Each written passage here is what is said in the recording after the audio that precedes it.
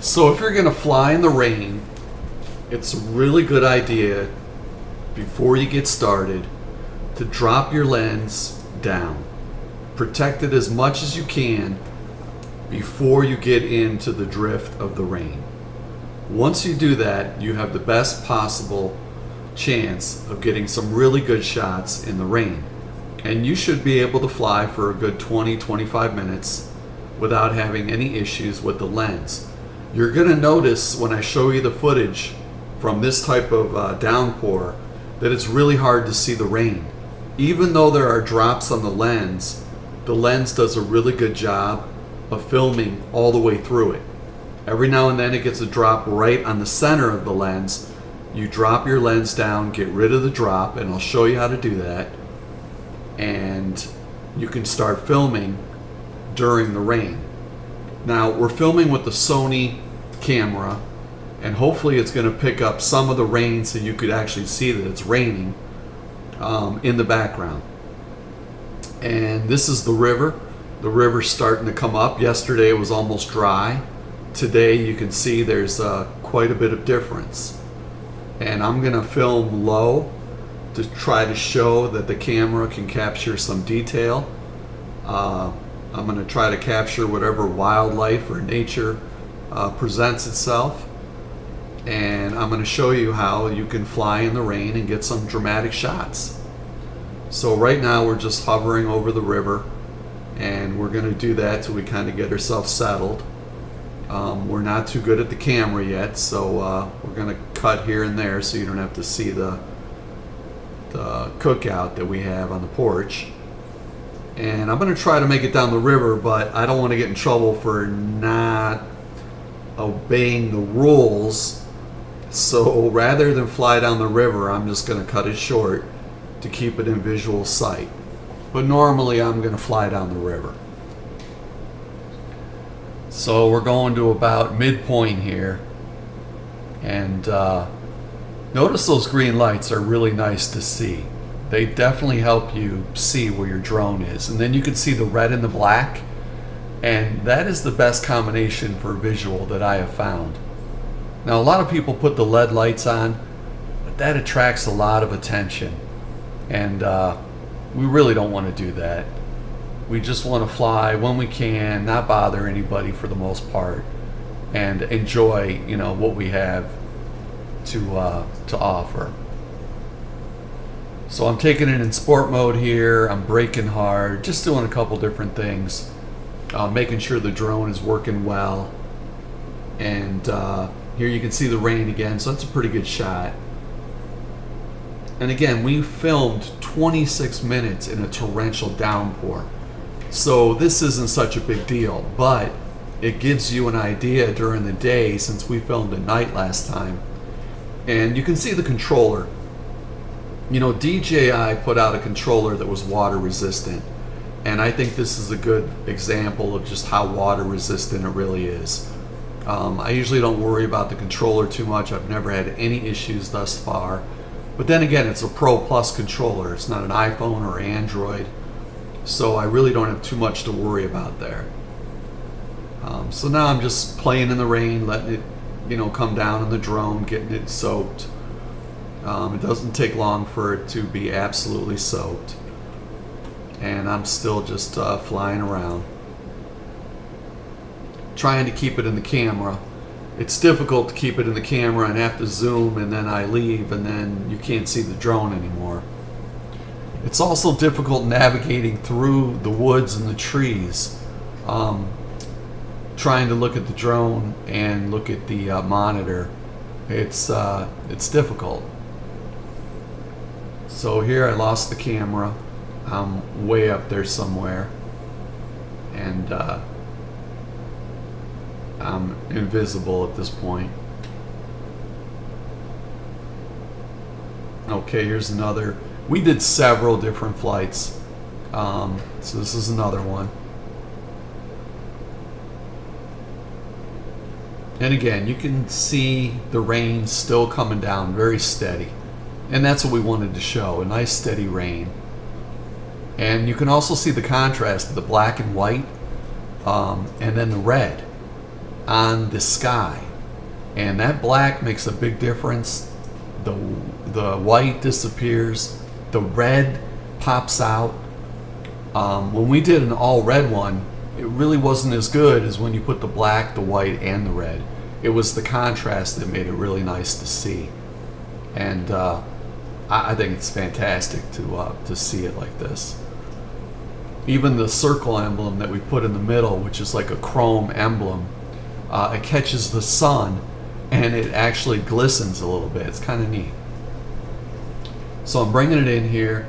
We've probably been flying it at this point for about 20 minutes, and hopefully we'll zoom in a little bit on it and you can see that the rain is just dripping off of it, and hopefully it'll come in focus.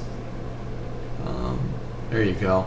So you can see the drops on the bottom of the lens. That's fine. That's not going to interfere with your video at all. It's only when the water droplets start drying on the lens, that's when you're going to have an issue. So it's almost better that it keeps raining. But bring it in. You can drop off the drops if you need to, and you really aren't going to notice it when you see the video. You will notice if the temperature gets a drop and it gets either warm or cold. You can sometimes see the mist on the lens. Now that's different than water drops, and that is an issue if that happens. If that happens, you got to pull your drone back in, wipe the lens, start over. But today it was kind of cold and the lens was not getting misted at all. It wasn't fogging up, I guess that's the better word. And it just was a constant downpour. And you'll see, when you see the video that it took, we captured a little bit of the deers, the duck, the river, the flow of the river, but you really couldn't tell how hard it was raining in the video itself until I got really close to the river and you could see the droplets in the river. And here it is where we just pulled it in. You can see that there's water on top of the battery. Just sat it on the table. I wanted to kind of pull the battery out so you could see what it looks like when, after about an hour of flying it at this point, switching it to two different batteries, what it looks like when you pull it out. So this is me attempting to do that. And my hands are absolutely wet from the controller, so unfortunately I'm going to slip on the battery here. But you can still see it. It's a good video. It shows, you know, how much water is on, and you know, I got it in there snug because of that seal that we created. The neoprene creates a really nice seal, and you can see there's no water inside. If you were to do this without the wetsuit, you will have water droplets on top of the battery, and maybe even more. But in this case, it's good. It's real good. And there's no water in the props. There's no water in the engines. Here's a side view of it. You can kind of get a thickness of the 2 millimeters that we put on there. A lot of people don't think it's enough. It's more than adequate. You know, it's more than adequate. We probably could have got it down to 1 millimeter, but there was no point in doing that. The 2 millimeters keeps the entire unit down under 5 ounces. And if you don't want to get flagged by DJI, you want to keep that weight as low as possible. So this video you're about to see is I'm flying down the river. It's raining. You can't really see it. It takes a lot of rain to be able to see it on the Phantom, because number one, it's being protected by the drone itself, and number two, I have the camera angle pointed downward, so it's difficult for that rain to get on the lens. So a lot of the shots are really, really nice. You'll see some other shots later after about 20 minutes of flying where there are some drops on the lens, and as long as you have some contrast to what you're shooting, you'll be just fine. If you just try to shoot the river and the river by itself, you'll be able to see the drops on the lens. But here you can see I'm actually filming from inside the house, and you could see me in the window there. So I'm able to see out of the corner of the window, maybe about 300 feet down the river. And then that's about it. Then I got to turn around and come back to stay in visual sight. But again, the video looks great. We captured a few different things. You can see that the rain is not really showing up as well as it did with the Sony camera. And I'll show you some of that footage also. But this is just a nice steady rain that's coming down. And it's not affecting the camera yet. And again, we started off with the camera lens down to protect it from the rain, and then just raised it a little bit as we went until it got comfortable. And you could see me in the window there, the little white speck. That's the Pro Plus controller. And I wasn't sure it was going to work through the windows. That's why I wanted to test it out, because the windows are pretty thick. And I know it works through the car window, but the car window is like a single pane of glass, and this is double. So yeah, 11 satellites, and it worked phenomenal. I would definitely have the confidence next time to go down the river. So here we are, right off the front porch. It's raining again. You can't see it. There's a deer. Now, I didn't see that deer as I was filming. I did not see it.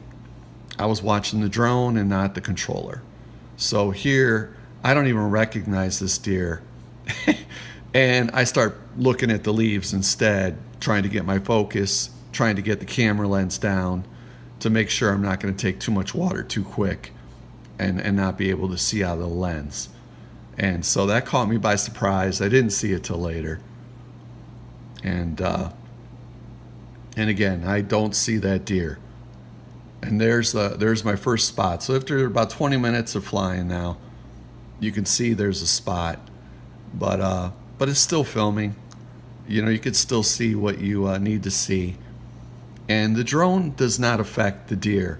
It does not affect the duck. It doesn't affect any of the animals. Not like you think it would, is being as loud as it is. Now, this is some slow motion I put in there for optical flow using Adobe Premiere, just for fun. Again, it's raining like crazy, but you can't see it. You just cannot see it.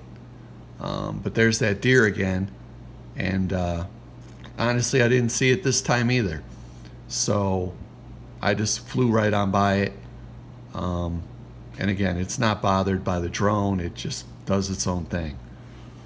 Nature is very tolerant to the drone from everything that I've seen so far. So now I'm just cutting through the trees. It's raining pretty heavy actually, but you can't see it. And just getting down the river nice and slow. And again, I want to stay in visual sight. I don't want to get in trouble. So I am going to the edge of the river to where I can't see it anymore, and then I'm just spinning around and raising some altitude and coming back. So yeah, it has been nonstop rain. It is 12:30 at night. It has been raining all day, and the river is now up about 4 feet from where it was right here at this point. And it's still nonstop. I think this is supposed to be snow, but instead it's rain. It's just not cold enough outside. So here I'm just going down the edge of the river. Not much is happening. And I've got a few more shots I'll show you.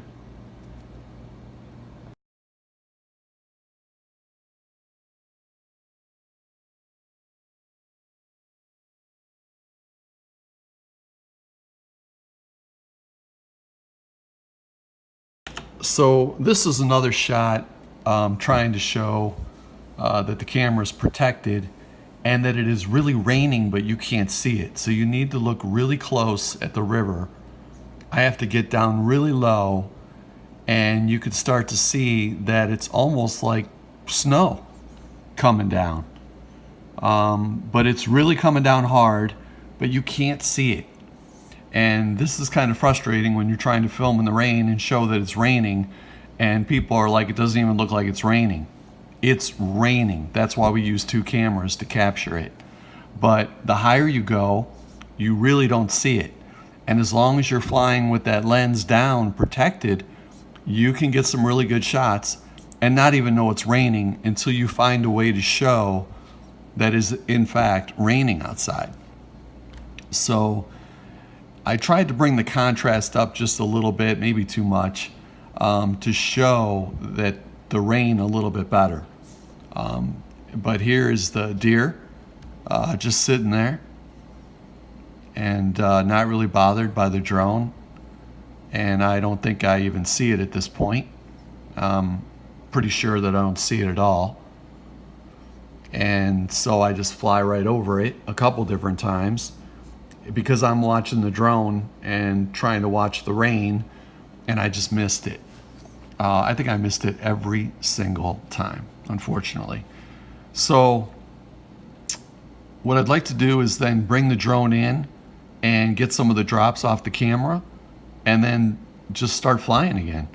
And that's what this is. I brought the drone in, I dropped the camera down so you guys could see it a couple different times, and then I flew again. And you can see it makes a big difference if you capture the right angle and you have your lens at the right angle that's protected, and you can get some great shots and not have to worry about the rain. And knowing that we flew this in 26-minute torrential downpour, I mean a downpour that was ridiculous. Something we would never fly in, ever. And it was just amazing that the drone held up as beautifully as it did. It was just mind-blowing, actually, because we expected to have water in the drone and there wasn't a single drop. So that gives us the confidence now to go out there in the storm, come back from the storm, and so far there isn't anything that the drone cannot handle thus far. But I'm sure it's going to reach its limit at some point. But for right now, it's smooth sailing.